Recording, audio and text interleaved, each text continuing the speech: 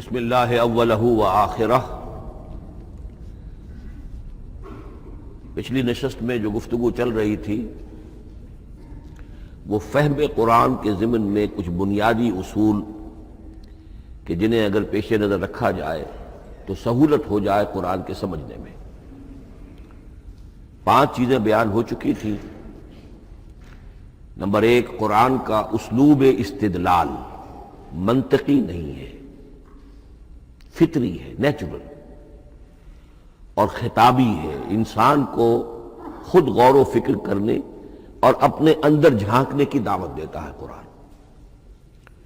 ثانیاً، قرآن مجید کی آیات میں تقسیم ہے، محکمات اور متشابہات، اور سورہ آل عمران میں جہاں اس کا ذکر ہے فرما دیا گیا ہے کہ اہل ایمان کا شیوہ یہ ہونا چاہیے کہ وہ محکمات پر اپنی توجہ کو مرکوز رکھیں اور متشابہات کے بارے میں اجمالی طور پر یقین رکھیں کہ اللہ کی طرف سے ہے، یقیناً حق ہے، چاہے وہ ہماری سمجھ میں آئی ہے یا نہیں آئی۔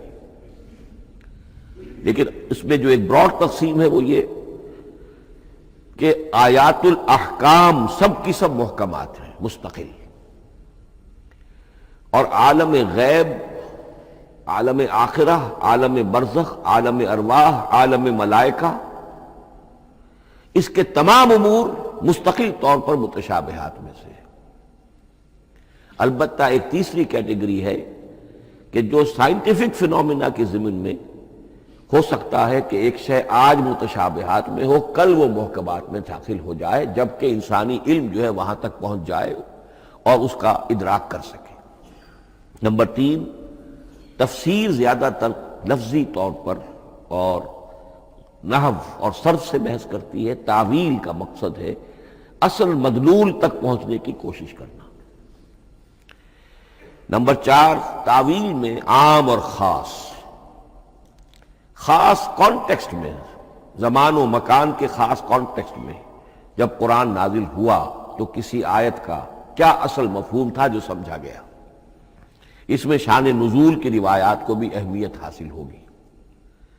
لیکن چونکہ قرآن مجید صرف اس دور کے لیے یا اس علاقے کے لوگوں کے لیے ہدایت نامہ بن کر نہیں آیا تھا، بلکہ پوری نوع انسانی کے لیے تا ابد الآباد، لہذا اسی میں وہ مضمر ہے، اس میں وہ ہدایت مضمر ہے کہ تعویل عام کر کے آیت کے الفاظ، ان کا در و بست اور آیت کا سیاق و سباق اس کے حوالے سے، اور القرآن یفسر بعضہ بعضا کے حوالے سے یقیناً جو ہے اس میں ابدی ہدایت جو مضمر ہے وہ بھی حاصل کی جا سکتی ہے۔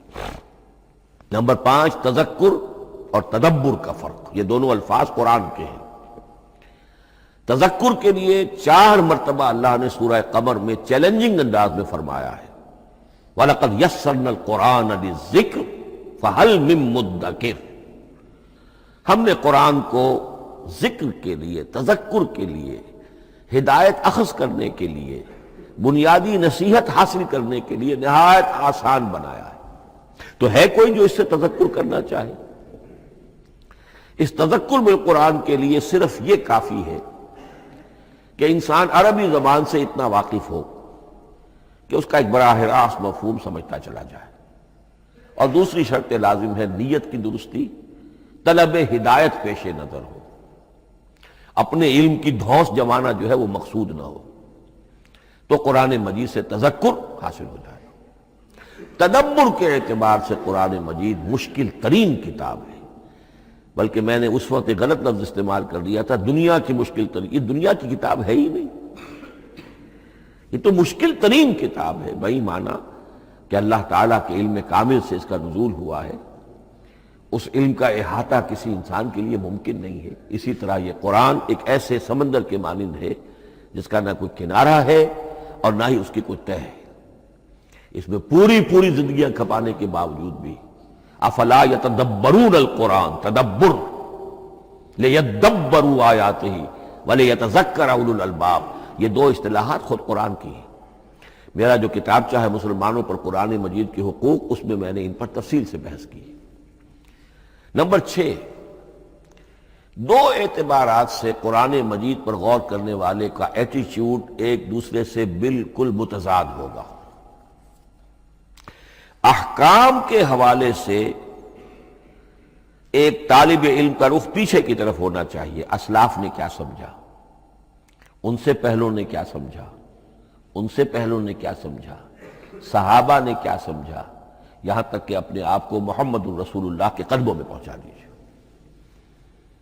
دین کا عملی پہلو، حلال اور حرام، جائز و ناجائز، یہ چیزیں آپ کو، یہ نہیں کہ آپ کو نئے زمانے کی وہ جو بھی ریسرچ ہو اس کے حوالے سے اور نئے زمانے کے سائنسی جو حقائق ہیں ان کے حوالے سے بات کریں.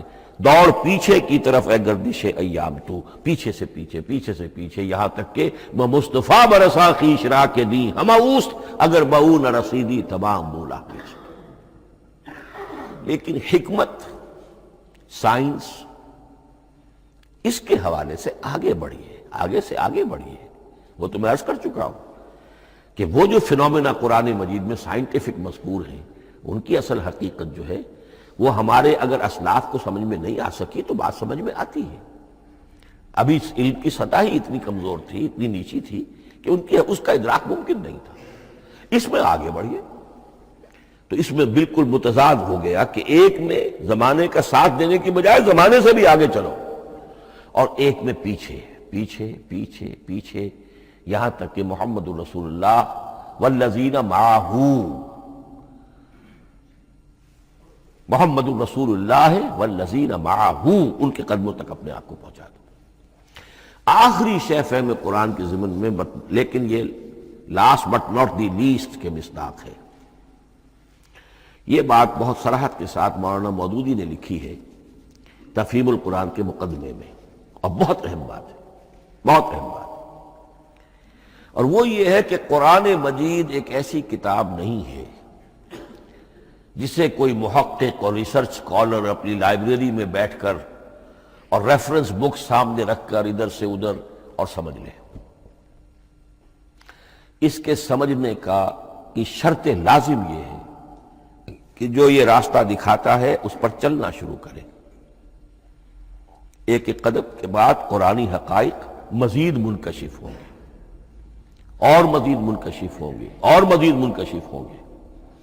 جب تک قرآن مجید کے بتائے ہوئے راستے پر آدمی چلے گا نہیں، قرآن کی اصل حقیقت اس پر کبھی منکشف نہیں ہوگی. چاہے تفسیر لکھ دے، وہ تو لفظوں کی بحث ہے، صرف اور نحو ہے یا روایات ہیں، وہ جمع کر دیجئے. لیکن یہ کہ قرآن مجید کا صحیح فہم عمل کے بغیر ممکن نہیں.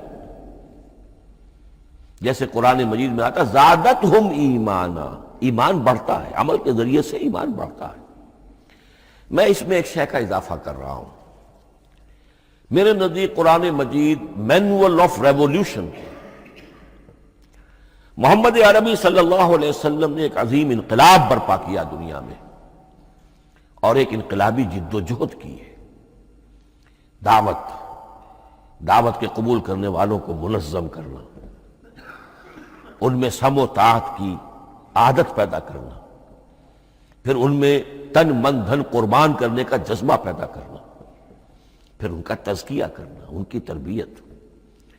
پھر جب وہ تیار ہو جائیں تو باطل سے ٹکر، اور اس میں پھر جہاد اور قتال کے مراحل، تاکہ انقلاب آ گیا. اور یہ کہ جاء الحق وزہق الباطل ان الباطل کان زہوقا.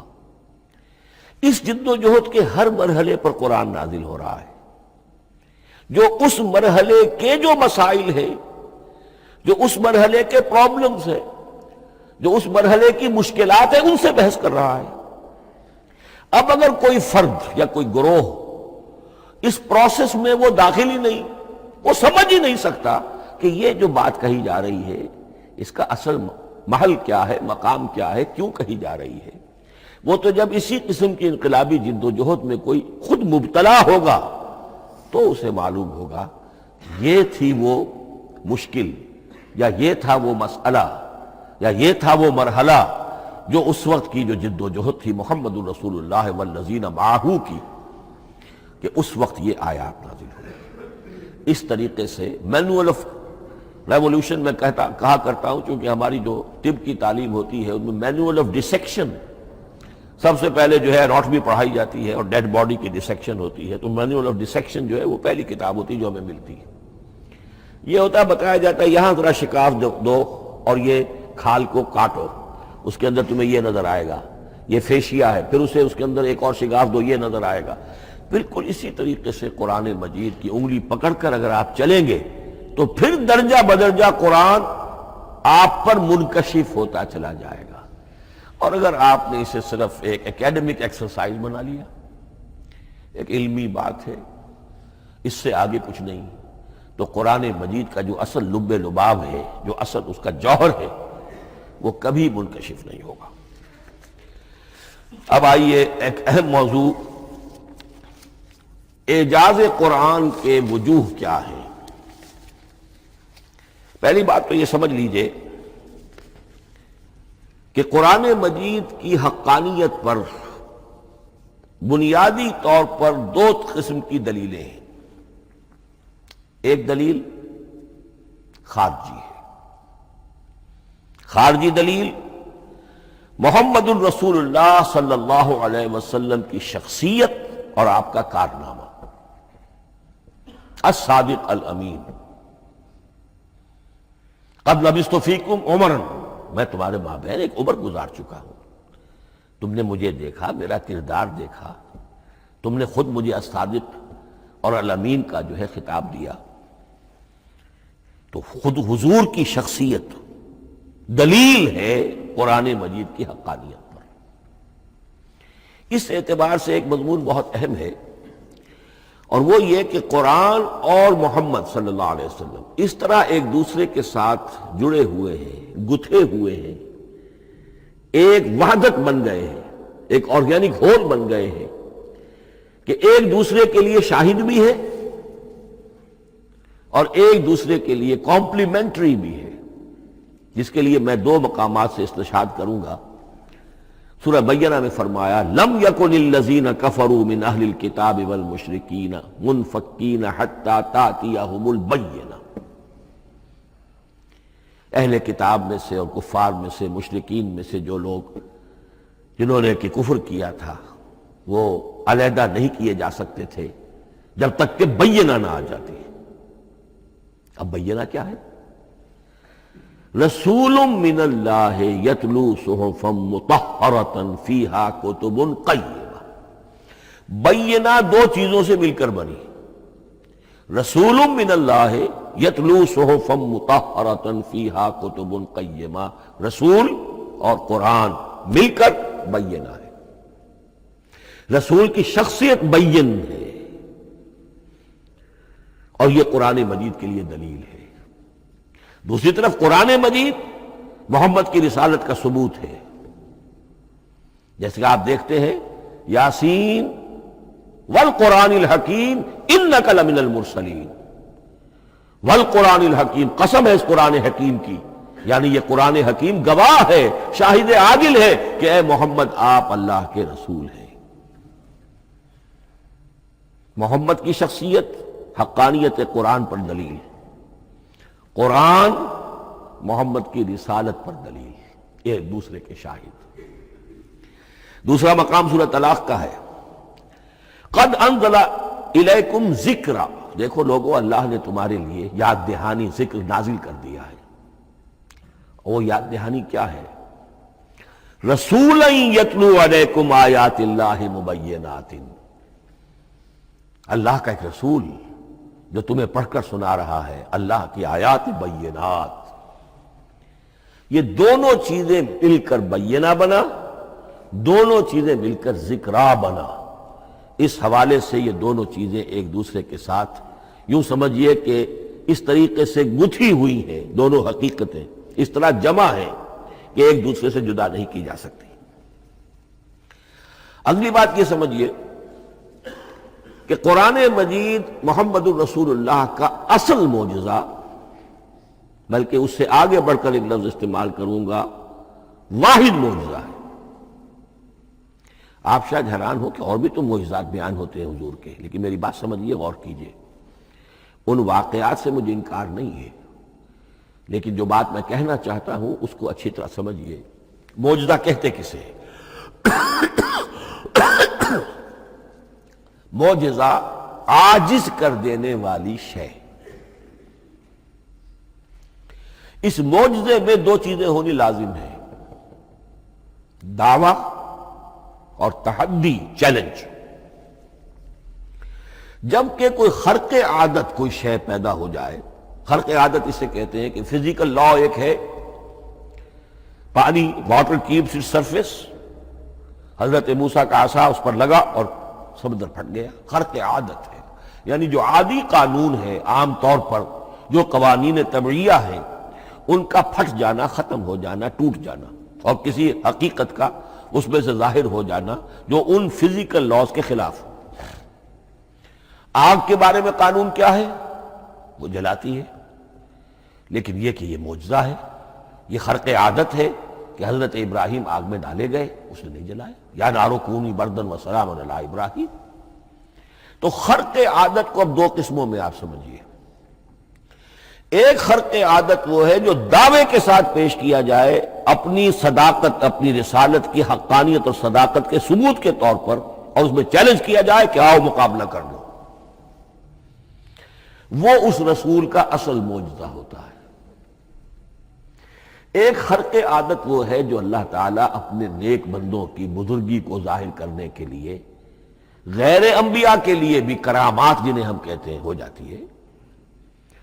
بہت سے صحابہ سے وہ کرامات ثابت ہیں. حضرت عمر رضی اللہ تعالی عنہ کو شام کا میدان جنگ دکھا دیا گیا، یا ساریۃ الی الجبل کے الفاظ آپ نے فرمائے. ابھی تو ٹیلی ویژن کہیں نہیں تھا، ابھی یہ سارے وسائل و ذرائع موجود نہیں تھے. یہ خرق عادت ہے. غیر نبی کے لیے اسے ہم کہیں گے کہ یہ کرامات ہے. نبی کے لیے لفظ معجزہ اختیار کر لیا جاتا ہے، لیکن معجزہ اس کو نہیں کہنا چاہیے. اصل میں یہ بھی نبی کے لیے کرامات کے درجے کی شے ہے جو اس سے بلند ہے. معجزہ وہ ہے جسے کوئی نبی دلیل کے طور پر پیش کرے اور اس پر چیلنج کرے کہ آؤ اور مقابلہ کرو. مثلا حضرت موسیٰ علیہ السلام کو دو معجزے دیے گئے، اور اس میں سے جو سانپ بن جانا تھا لاٹھی کا، وہ معجزہ جس پر چیلنج بھی آیا اور ساحروں سے مقابلہ بھی کیا، اور ساحر شکست کھا گئے، عاجز آ گئے. القی السحرۃ ساجدین، وہ سارے جادوگر جو ہیں فوری طور پر بے اختیار سجدے میں گر گئے. آمنا برب موسیٰ و ہارون، ہم ایمان لے آئے موسیٰ اور ہارون کے رب پر. یہ معجزہ ہے. اس معنی میں محمد الرسول اللہ صلی اللہ علیہ وسلم کا معجزہ صرف قرآن حکیم. قرآن مجید میں آپ سورہ انعام میں بھی دیکھیں گے بہت ہی شدت کے ساتھ، سورہ بنی اسرائیل میں دیکھیں گے بڑی تفصیل کے ساتھ معجزے طلب کیے گئے. آپ اس مکے کی سرزمین میں ابھی ہمارے دیکھتے ہی دیکھتے چشمہ نکال دیجئے، ہم مان لیں گے آپ اللہ کے رسول ہیں. آپ ہماری نگاہوں کے سامنے آسمان پر چڑھ کر دکھائیے، پھر وہاں سے کتاب لے کر اتریے، پھر ہم سمجھ لیں گے آپ اللہ کے رسول ہیں. آپ کے لیے چشم زدن میں کوئی محل سونے کا چاندی کا تیار ہو جائے، مان لیں گے آپ کو اللہ کے رسول ہیں. آپ اس بے آب و گیا وادی میں فوراً ایک باغ جو ہے اپنے لیے بنا کے دکھا دیں، مان لیں گے کہ آپ اللہ کے رسول ہیں. ایسے تمام مطالبات پر اللہ تعالیٰ کی طرف سے کوڑا جواب ملا، اللہ اس قسم کی کوئی شے نہیں دکھائے گا. بلکہ سورہ انعام جب ہم پڑھیں گے وہاں تو بہت ہی واقعہ یہ ہے کہ اس کو پڑھ کر رقت طاری ہوتی ہے کہ ایک موقع پر ایسا محسوس ہوتا ہے کہ حضور صلی اللہ علیہ وسلم کی طبیعت مبارکہ میں یہ خیال پیدا ہو گیا کہ اللہ کو ایسی شے ان کو دکھائی دی جائے تاکہ چپ تو ہو جائے. نہ بھی مانیں گے چپ تو ہوں گے، ورنہ تو عوام کے سامنے ان کی دلیل مجھ پر قائم ہو رہی ہے کہ بھئی یہ رسالت کے مدعی ہے. ہم کہتے ہیں معجزہ دکھاؤ، معجزہ نہیں دکھاتے، تو پوزیشن میری جو ہے کمزور ہو رہی ہے. وہاں جس انداز میں اللہ نے کہا ہے ہرگز نہیں. اے نبی اگر آپ کے اختیار میں ہے تو کہیں آسمان پر سیڑھی لگا لیجئے یا زمین میں سرنگ لگا کے کوئی معجزہ لا سکتے ہو تو لے آئیے، ہم نہیں دکھائیں گے. رقت طاری ہوتی ہے. تو حضور کا معجزہ اس معنی میں صرف ایک ہے اور وہ قرآن ہے. اچھا، اس کے لیے کیسے کیسے چیلنج کیے گئے؟ ام یقولون تقولہ بل لا یؤمنون فلیاتوا بحدیث مثلہ ان کانوا صادقین. سورۃ الطور. کیا ان لوگوں کا کہنا یہ ہے کہ یہ کلام خود محمد نے موضوع کر لیا ہے صلی اللہ علیہ وسلم؟ تو اگر ایسی بات ہے تو وہ بھی ایسا ہی کلام پیش کر دیں. اس تحدی، اس چیلنج کو کوئی قبول نہیں کر سکا. کم سے کم اس شرافت کا اقرار کرنا پڑتا ہے کہ اس وقت کی عرب قوم میں یہ شرافت تھی کہ کسی نے اٹیمپٹ بھی نہیں کی. ورنہ کوئی شخص الٹی سیدھی عبارت لکھ کر لے آتا اور کھڑا ہو کر کہہ دیتا کہ ٹھیک میں کہتا ہوں یہ ہے، یہ قرآن کی طرح کا کلام ہے. نہیں، کسی نے نہیں کیا. تاریخ یہ بتاتی ہے کہ اس تحدی کا کوئی کسی نے قبول نہیں کیا. اسی طرح فرمایا سورہ بنی اسرائیل میں قُلْ لَئِنِ اجْتَمَعَتِ الْإِنسُ وَالْجِنُّ عَلَىٰ أَن يَأْتُوا بِمِثْلِ هَٰذَا الْقُرْآنِ لَا يَأْتُونَ بِمِثْلِهِ وَلَوْ كَانَ بَعْضُهُمْ لِبَعْضٍ ظَهِيرًا.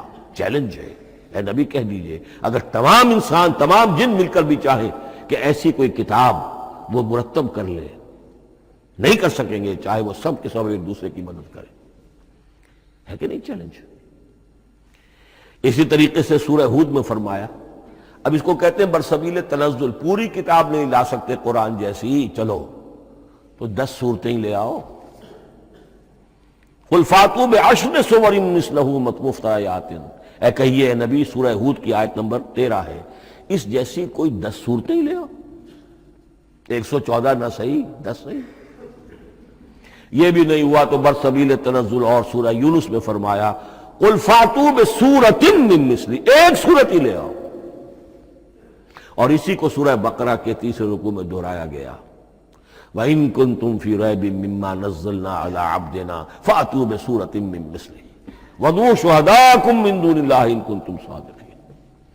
لیکن نوٹ کر لیجئے کہ کسی نے یہ جرت نہیں کی، نہ قرآن کے اس دعوے کو چیلنج کیا، نہ کسی نے مقابلے کی کوشش کی، نہ کوئی اپنی کوئی تصنیف و تالیف یا اپنا کوئی کمپوزیشن لا کر اور یہ دعویٰ کر کے کھڑا ہوا کہ جمع کر لیجئے، منصف بلا لیجئے، کوئی کمیشن بٹھا لیجئے، میرا یہ کلام بھی بالکل ہم وزن ہے اس کلام کے. نہیں. اب ہمیں دیکھنا یہ ہے کہ وجوہ اعجاز قرآن مجید کے کیا کیا ہے. معجزہ تو یہ ہے، حضور کا اصل معجزہ یہ ہے، لیکن معجزہ کس کس پہلو سے ہے؟ یہ ایک ایسا موضوع ہے کہ جس پر پوری تصانیف لکھی گئی ہیں. وجوہ الاعجاز، وجوہ اعجاز القرآن، قرآن کے معجزہ ہونے کے کون کون سے پہلو ہیں. اس کا واقعہ یہ ہے کہ احساء ناممکن ہے، اور جیسے جیسے زمانہ آگے بڑھے گا اس کے اور پہلو واضح ہوتے جائیں گے. سنوریہم آیاتنا فی الآفاق وفی انفسہم حتی یتبین لہم انہ الحق. لیکن یہ کہ کس کس پہلو سے یہ معجزہ ہے، چند موٹی موٹی باتیں ضرور سمجھ لیجئے. لغت، ادب، فصاحت، بلاغت، عذوبت، مٹھاس، اس کے اعتبار سے قرآن معجزہ ہے. لیکن اس اعتبار سے قرآن معجزہ ہے یا تو تھا اپنے زمانے کے عربوں کے لیے، غیر عرب کے لیے تو نہیں تھا. غیر عرب جو ہے قرآن مجید کی جو بھی فصاحت و بلاغت ہے، اس کا جو لٹریری بیوٹی ہے، اس کو تو وہ اپریشیٹ نہیں کر سکتا تھا. یہ حصہ جو ہے یا تو عربوں کے لیے تھا اس وقت دائمی، یا آج بھی عرب کچھ نہ کچھ، بہرحال عربی ان کی زبان ہے، وہ پڑھتے ہیں. جیسا کہ میں نے عرض کیا تھا، چاہے عیسائی ہوں اور چاہے یہودی ہوں، وہ بھی اپنے ہاں لٹریچر کی، عربی لٹریچر کی ہائیسٹ کتاب کی حیثیت سے قرآن مجید پڑھانے پر مجبور ہے. ایک پہلو اس کا یہ ہے. اور اسی کے حوالے سے نوٹ کیجئے حضرت لبید رضی اللہ تعالی عنہ، یہ سبع معلقہ کے شعراء میں سے تھے آخری. عربوں میں چونکہ اس کا بڑا چرچا تھا شاعری کا، تو ان کا جو سالانہ جشن ایک ہوتا تھا، اس میں وہ بہت بڑے بڑے شعراء سب جمع ہوتے تھے، اپنے اپنے قصیدے پڑھتے تھے، اور جس کا قصیدہ سمجھا جاتا تھا کہ سب سے اعلیٰ ہے، سب سے بلند ہے، سب سے عمدہ ہے، اب اسے اس سال کے لیے وہ گویا کہ ملک الشعراء اس کو مانا جاتا تھا کہ یہ شاعروں کا بادشاہ ہے، اور تمام شاعر اسے سجدہ کرتے تھے بالفعل، اور اس کے قصیدے کو کعبے کی دیوار کے ساتھ ٹانگ دیا جاتا تھا، معلق کر دیا جاتا تھا. ایسے 7 قصیدے ہیں جن کے مجموعے کا نام ہے سبع معلقہ. اس سبع معلقہ جو ہے 7 جو سلسلے ہیں، ان میں آخری حضرت لبید کا ہے. وہ ایمان لے آئے. ایمان لانے کے بعد انہوں نے شعر کہنا چھوڑ دیا. اس پر حضرت عمر نے ایک دفعہ ان سے کہا کہ لبید اب آپ شعر نہیں کہتے. ان کا جواب تھا ابعد القرآن، کیا قرآن کے بعد بھی کسی کے لیے کوئی موقع ہے کہ وہ کچھ کہنے کی کوشش کرے؟ فصاحت اور بلاغت کی تو معراج قرآن مجید ہے، وہ آ چکی ہے.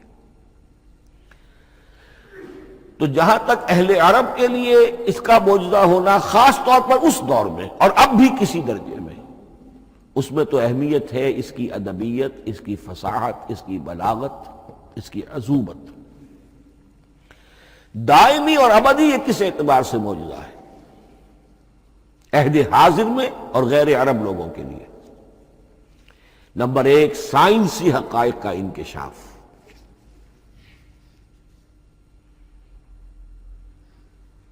جس طریقے سے کہ یہ سائنسی حقائق منکشف ہوتے چلے جا رہے ہیں ابدی طور پر. میں ڈاکٹر مورس بکائی کا حوالہ دے چکا ہوں اور پروفیسر ڈاکٹر کیتھل مور کا حوالہ دے چکا ہوں، ان کو ذہن میں رکھیے. سنریہم آیاتنا فی الآفاق وفی انفسہم حتی یتبین لہم انہ الحق.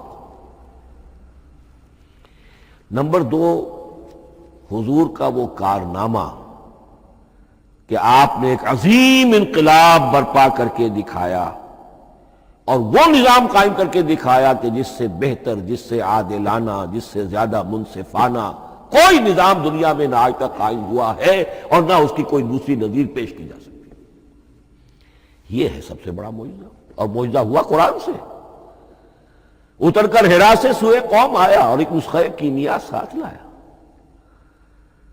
یہ سارا معجزہ جیسا کہ میں نے شروع میں عرض کیا ہے، محمد اور قرآن دونوں مل کر بینہ بھی ہے تو رسول من اللہ یتلو صحفا مطہرۃ فیہا کتب قیمہ، اور قد انزل الیکم ذکرا رسولا یتلو علیکم آیات اللہ المبینات. یہ معجزہ جو ہے جس کے حوالے سے دنیا میں بڑی بڑی شخصیات نے شہادت دی. ایم این رائے اس صدی کا ایک بہت بڑا انقلابی شخص،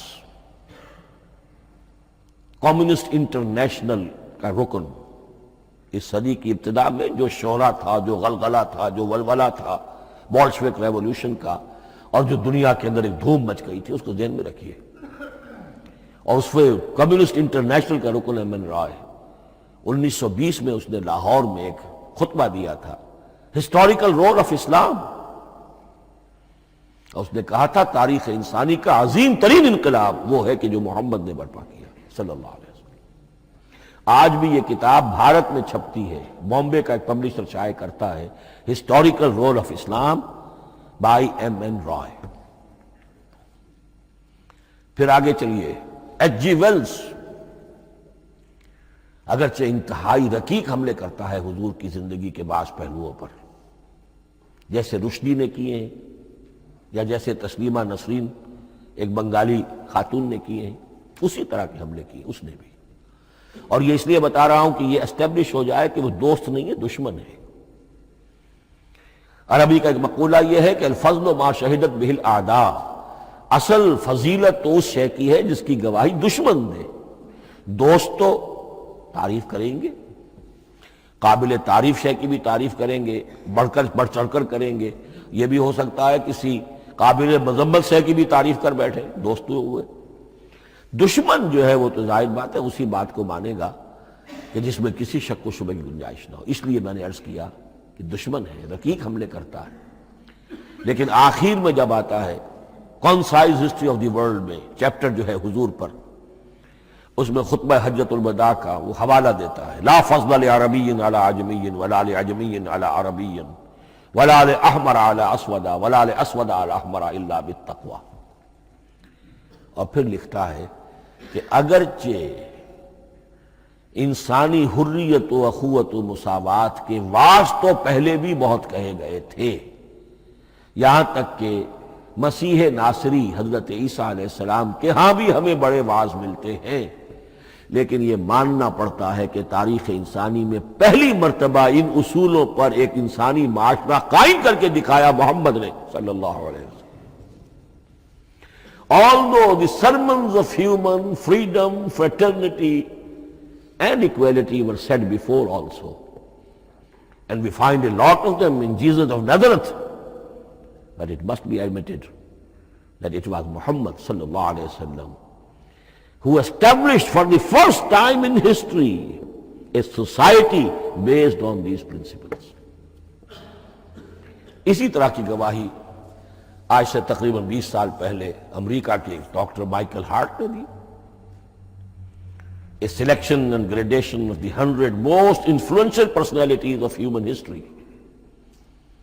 اور نمبر 1 پر محمد کا ذکر کر رہا ہے صلی اللہ علیہ وسلم، اور کہتا ہے naturally I owe an explanation, میں عیسائی ہوں اور ابھی تک عیسائی ہے، وہ اس کی موت کی بھی ابھی کوئی خبر نہیں آئی ہے، عیسائی ہے، لیکن یہ کہ اس نے حضور کو نمبر 1 پر رکھا، حضرت عیسیٰ کو نمبر 3 پہ لے گیا. تو naturally I owe an explanation, اور پھر ایکسپلینیشن دی ہے this is because he is the only person supremely successful in both the religious and secular fields. یہ دونوں میدان جو ہے مذہب اور روحانیت اور دوسری طرف سیاست اور حکومت اور ریاست، ان دونوں میدانوں میں بیک وقت انتہائی کامیاب انسان صرف ایک ہے، اور وہ محمد ہے صلی اللہ علیہ وسلم. یا تو آدمی اس میں اونچا ہوتا ہے، روحانیت میں ہے، دین میں ہے، اخلاق میں ہے، تو سیاست اور ریاست میں زیرو ہوگا. یا کوئی بہت بڑا بادشاہ ہے، بڑا حکمران ہے، بڑا فاتح ہے، سکندر اعظم ہے، تو وہ اخلاقیات میں اور روحانیات میں زیرو نہیں، مائنس ہوگا. یہ معاملہ کہ دونوں میں this is because he is the only person supremely successful in both the religious and the secular fields. لیکن یہ بات نوٹ کر لیجئے کہ جو تازہ ایڈیشن ہے اس کتاب کا، اس میں سے یہ پیسج نکال دیا ہے نئے جو ایڈیٹرز ہیں انہوں نے. اس کے لیے آپ کو کسی پرانے ایڈیشن سے رجوع کرنا پڑے گا، concise history of the world, اور وہ لائبریریوں میں مل جائے گا. علامہ اقبال نے اس بات کو یوں بیان کیا ہے، ہر کجا بینی جہان رنگ و بو، کہ از خاکش بروید آرزو، یاد نور مصطفیٰ اورا بہاس، یا ہنوز اندر تلاش مصطفیٰ است. اس دنیا میں تمدن کے اعتبار سے، اخلاق کے اعتبار سے، معاشرت کے اعتبار سے کہیں کوئی خوبی اگر تمہیں نظر آتی ہے، کوئی رمق نور کی، خوبی کی، بھلائی کی، رنگ و بو، جان لو کہ یا تو وہ نور محمدی سے مستعار لی گئی ہے، اور یا ابھی تک انسان ابھی محمد کی تلاش میں ہے، ادھر جا رہا ہے، قافلہ ادھر جا رہا ہے، نوع انسانی کا چاروں ناچار ادھر جا رہا ہے. سوشل ایوولوشن کا پروسیس انسان کو افراط و تفرید کے دھکوں کے باوجود تدریجاً لے کر جا رہا ہے بحیثیت مجموعی پوری مین کائنڈ کو اسی بات کی طرف کہ جس کی طرف دعوت دی تھی محمد رسول اللہ صلی اللہ علیہ وسلم. ہر کجا بینی جہان رنگ و بو، کہ از خاکش بروید آرزو، یا ز نور مصطفیٰ اورا بہاست، یا ہنوز اندر تلاش مصطفیٰ است. اسی اعتبار سے میں ایک بات اور کہہ رہا ہوں، اس پہلو سے واقعہ یہ ہے کہ میرے نزدیک اس دور میں اعجاز قرآن کی سب سے بڑی نمائندہ شخصیت، اعجاز قرآن کا سب سے بڑا مظہر علامہ اقبال کی ذات ہے. 20ویں صدی کا مفکر، فلسفی، مشرق و مغرب کے فلسفے پڑھ چکا، قدیم اور جدید فلسفہ سب کا مطالعہ کیا، اور اس کے بعد اس کو قرآن کی حقانیت پر جو یقین نظر آیا ہے، قرآن کی عظمت جس طرح اس پر منکشف ہوئی ہے، وہ واقعہ یہ ہے کہ مجھے کم سے کم اپنی محدود معلومات کی حد تک عظمت قرآن کا وہ انکشاف کسی دوسرے شخص پر نظر نہیں آتا. انہوں نے جس جس طریقے سے مرثیے کہے ہیں کہ مسلمان قوم نے کس طرح قرآن کو چھوڑا ہوا ہے، واعظ ہے تو قرآن سے نہیں کہیں اور سے، تربیت اور تزکیہ نفس ہے تو اس کا تعلق قرآن سے نہیں، وہ بھی کچھ اور مستعار چیزیں ادھر سے ادھر سے لے لی ہیں، فلسفے ہیں تو کہیں اور سے لے لیے ہیں، قرآن سے حکمت جو ہے وہ اخذ نہیں کی گئی ہے. کیسے کیسے انہوں نے عظمت قرآن کا جو انکشاف ان پر ہوا، اس کی تعبیر کی ہے، کتاب زندہ قرآن حکیم، حکمت او لا یزال است و قدیم، حرف اورا ریب نئے، تبدیل نئے، آیاش شرمندہ تعویل نئے، فاش گویا ماں سے در دل مضمر است، یہ کتابیں نیز چیزیں دیگر است، مثل حق پنہاؤ ہم پیداستو، زندہ و پائندہ و گویاستو، چون بجاں در رفت جہاں دیگر شود، جہاں چو دیگر شد جہاں دیگر شود۔ میں اس میں خاص طور پر دو اشعار آپ کو اس وقت سنانا چاہتا ہوں۔ انہوں نے حضور سے مناجات کرتے ہوئے دو اشعار کہے، اس سے آپ کو اندازہ ہوگا کہ انہیں کتنا یقین تھا کہ میرے سارے فکر کا منبع قرآن حکیم ہے۔ کہتے ہیں در دلم آئینہ بے جوہر است،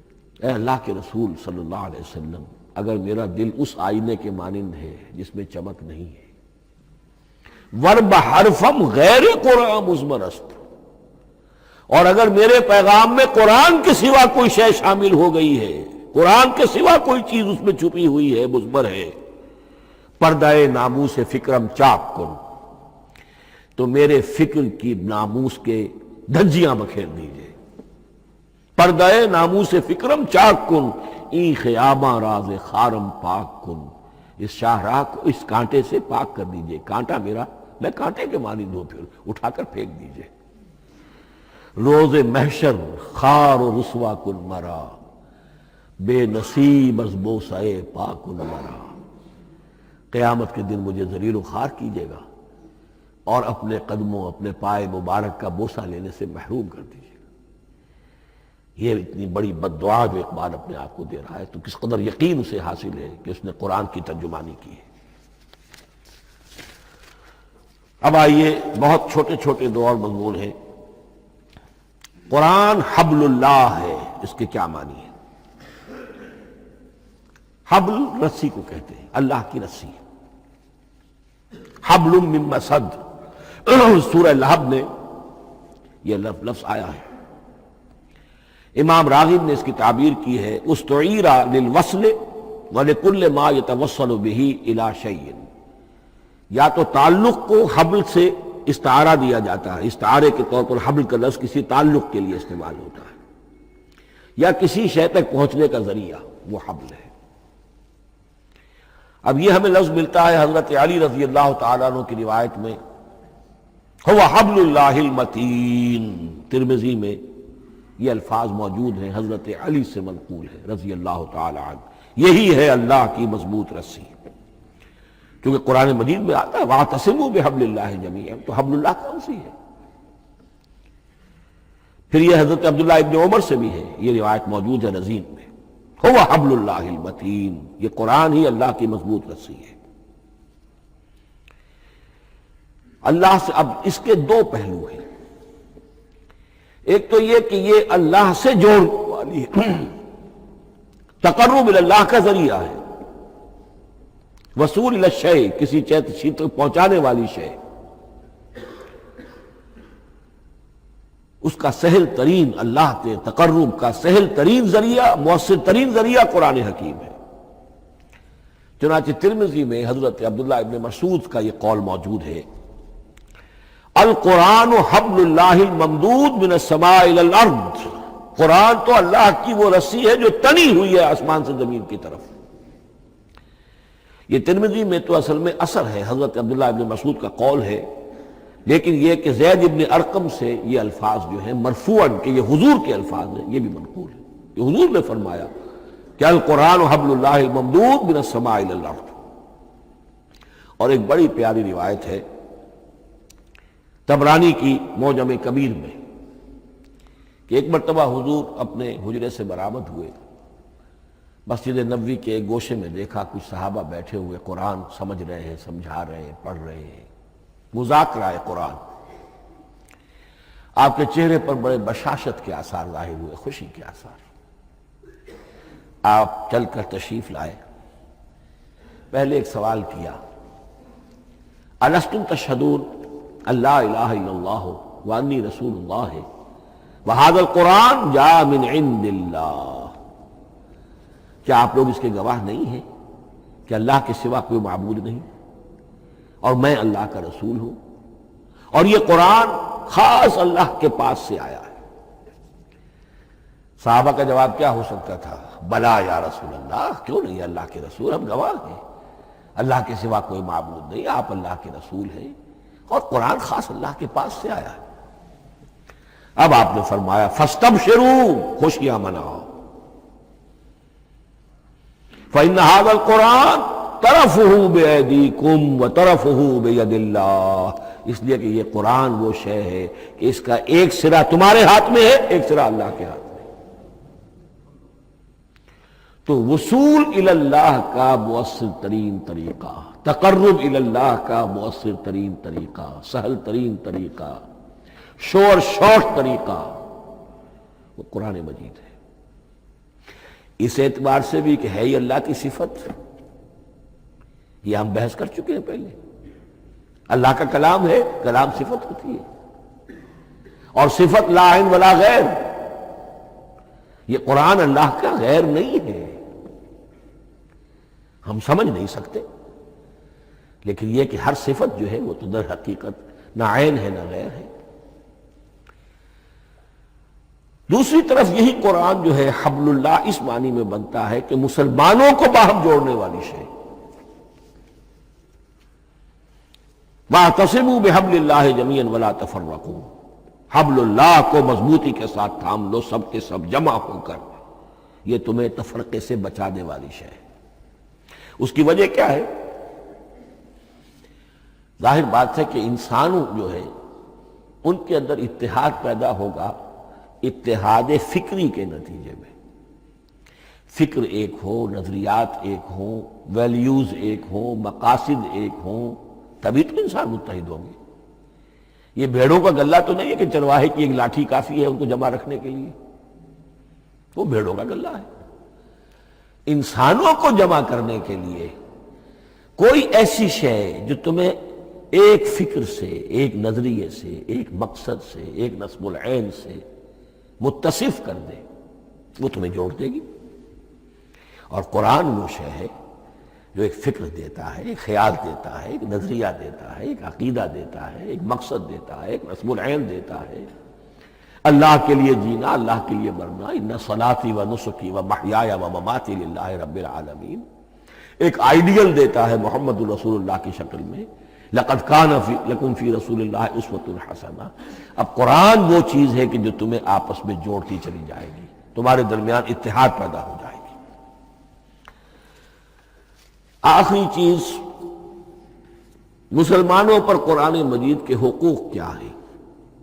یہ صرف اشارہ کروں گا اس لیے کہ اس پر میرا کتابچہ موجود ہے، اور اس کتابچے کو اللہ تعالیٰ نے بہت قبول عام عطا فرمایا۔ اس کا انگریزی ترجمہ کیا ایک صاحب نے، از خود کیا، خود ہی ٹائپ کیا، خود ہی چھپوایا۔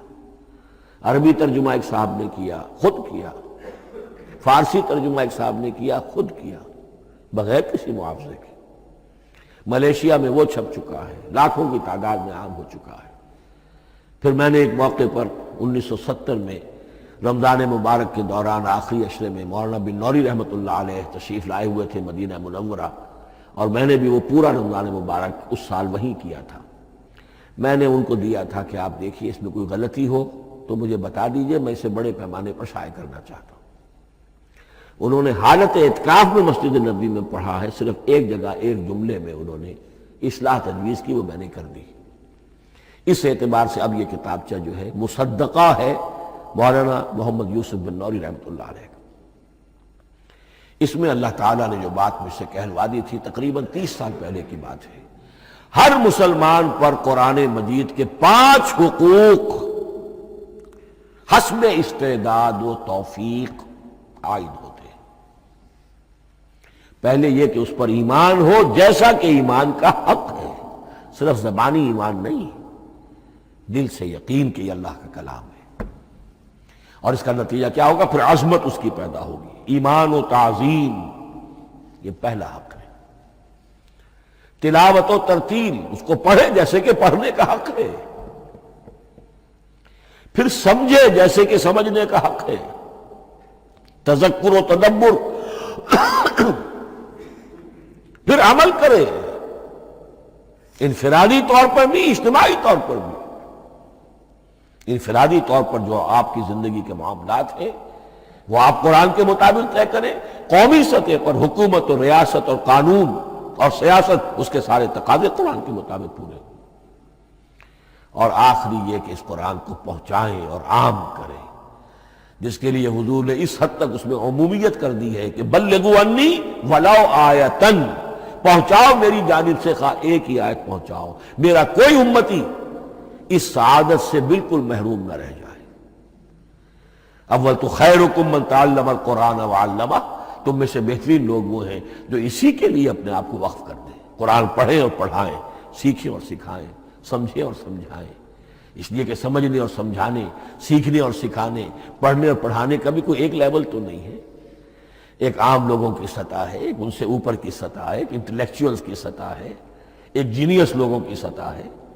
ان تمام سطحوں پر قرآن کو سمجھانے کے لیے، پہنچانے کے لیے خود بھی تو اوپر اٹھنا پڑے گا، خود اسے سیکھنا پڑے گا، خود اس کی گہرائی میں غوطہ زنی کرنی پڑے گی، اور یہ ایک لائف لانگ پروسیس ہے، یہ کوئی پارٹ ٹائم جاب نہیں ہے، یہ کوئی صرف پیس ٹائم نہیں ہے، یہ کوئی ہابی نہیں ہے، ہمہ وقت ہمہ تن، خیرکم من تعلم القرآن وعلمہ۔